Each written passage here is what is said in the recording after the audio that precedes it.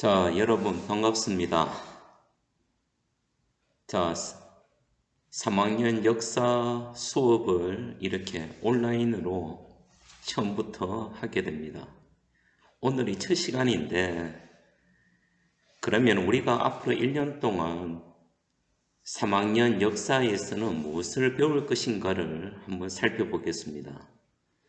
자, 여러분들 2학년 때까지는 역사 1이라는 교과서를 갖고 역사 수업을 했습니다.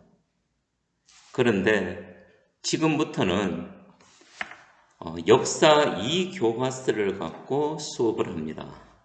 그러면 역사 1과 역사 2는 어떤 내용이 담겨져 있는가? 여러분들이 역사 1에서 배웠던 내용을 곰곰이 생각해 보면 역사 1은 인간의 출현부터 해서 19세기 초까지, 즉 지구상에 인간이 탄생해서 인간의 역사가 시작되는 순간부터 해서 19세기 초 근대로 접어드는 시기까지 여러분들이 역사 1 교과서에서 배웠습니다. 그러면 3학년 때 배우는 역사 2 교과서는 역사 1에 이어서 19세기 중葉부터 현대까지의 내용을 담고 있습니다. 19세기 중葉부터 현대까지는 바로 본격적인 근대와 현대가 시대가 되는 겁니다. 그래서 우리가 1년 동안 배우는 역사 2 교과서는 바로 지금으로부터 가장 가까운 과거인 근대부터 지금까지의 지나간 우리나라 역사와 세계의 역사를 살펴보는 것입니다.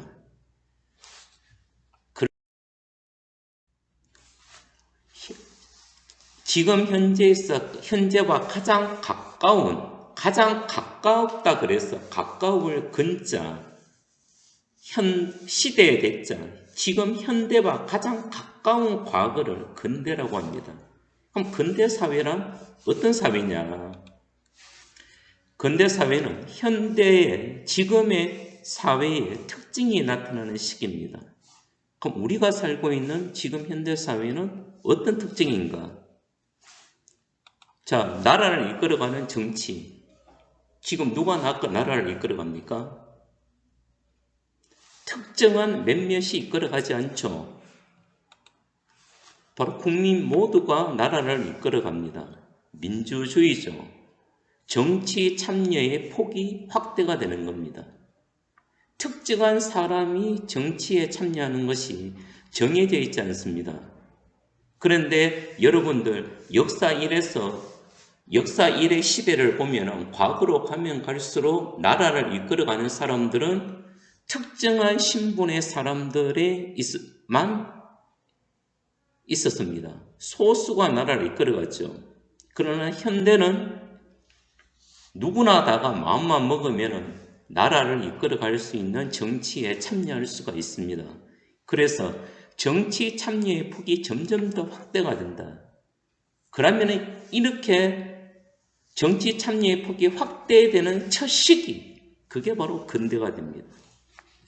그리고 경제, 지금 현대는 어떤 경제입니까? 자본주의 경제죠. 사회재산을 존중합니다.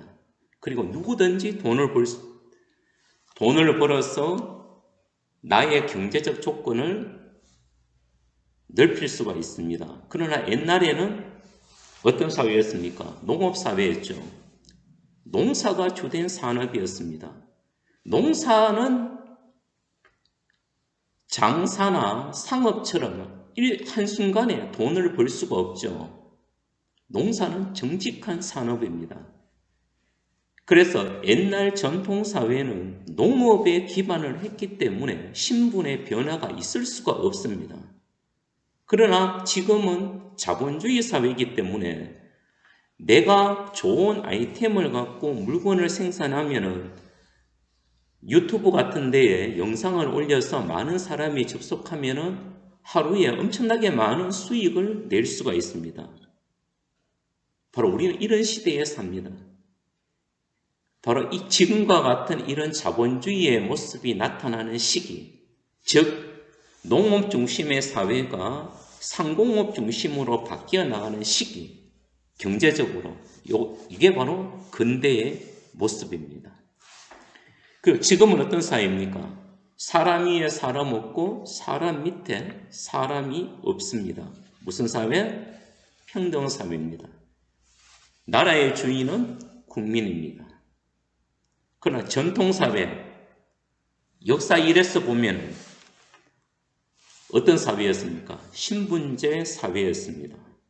백성이 나라의 주인이라고 말하지만은 소수의 사람들이 다수의 백성을 지배하는 사회였죠. 이게 한순간에 평등사회로 넘어오지 않았습니다. 그것이 언제부터일까? 그것이 나타나는 시기. 쉽지 않았겠죠. 그 시기가 근대가 됩니다. 우리가 문화생활을 한다고 할 때는 문화생활의 필수 조건이 뭐겠습니까? 영화를 보러 간다, 오페라를 관람하러 간다, 스포츠 경기를 보러 간다. 일단은 뭐가 필요합니까? 돈과 시간이 있어야 됩니다. 그런데 옛날에 전통시대 때는 농업에 기반했습니다. 농사를 짓는데 시간이 있습니까? 따라서 문화를 만들고 누리는 사람들도 신분적으로 높은 지위에 있는 지배층만이 가능했습니다. 그러나 지금은 경제가 상공업 중심의 자본주의이기 때문에 누구든지 문화생활을 하기 위해서 돈을 벌 수 있고 또 내가 문화의 주체가 될 수 있습니다. 그런데 지금은 대중문화죠. 문화의 주인은 바로 여러분들 본인입니다. 그러나 옛날에는 그렇지 않았죠. 이것이 나타나는 시기. 이게 바로 우리가 시작하려고 하는 근대입니다. 그 다음 사상, 종교와 사상도 지금은 자유죠. 종교와 사상은 자유입니다. 그러나 옛날로 가면 갈수록 종교와 사상은 국가에서 지정해 줬습니다. 이 국가에서 지정한 종교와 사상을 버리고 자유로운 사상을 갖는다는 거 쉽지 않았겠죠. 그것이 시작되는 시기가 근대입니다. 바로 지금과 같은 현대사회의 특징이 처음 나타나는 시기, 이 근대 시기를 우리가 지금부터 보고 배우려고 하는 겁니다. 그리고 그 과정을 통해서 지금의 현대사회의 모습들이 나타났구나. 이게 그냥 우리가 누리고 있는 것이 아니구나. 이것을 우리가 3학년 때 역사 이 교과서를 통해서 배웁니다. 그런데 아쉽게도 현대사회의 모습이 나타나는 시기는 우리나라가 빨랐겠습니까? 서양이 빨랐겠습니까? 전통시대 때는 문화의 주인공은 오리엔트, 동양이었습니다. 그런데 지금과 같은 현대사회의 시작은 아쉽게도 서양이었습니다. 그래서 우리가 모든 생각의 중심이 어디가 기준이 됩니까? 자연스럽게 서양을 기준에 두고 생각하게 되는 겁니다. 그 이유가 바로 여기에 있습니다. 그래서 우리나라는 19세기에 현대사회의 모습이 나타났다고 하면은 서양은 벌써 18세기에 산업혁명을 통해서 농업 중심의 경제가 상공업 중심으로 바뀌었고, 그리고 프랑스 대혁명, 영국의 명예혁명 등 시민혁명을 통해서 평등사회로 접어들고 국민국가로 발전해버리죠. 그러면서 지금 세계의 중심이 서양으로 바뀌게 된 겁니다. 바로 우리가 배우는 역사 이 교과서는 바로 이런 내용을 갖고 시작을 합니다.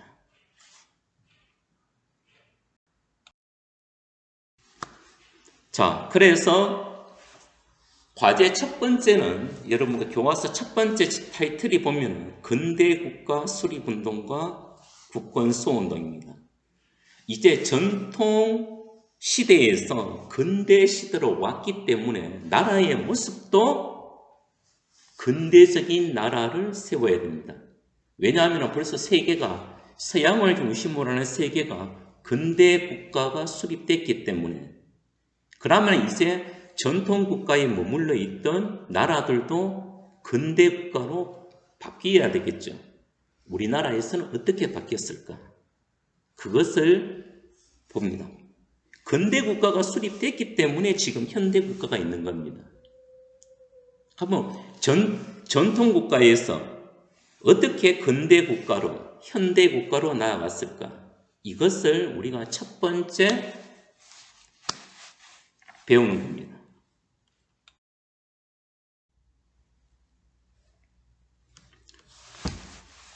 바로 전통시대 때 크게 나라를 구성하고 있는 사람들은 왕족, 양반, 백성들이죠.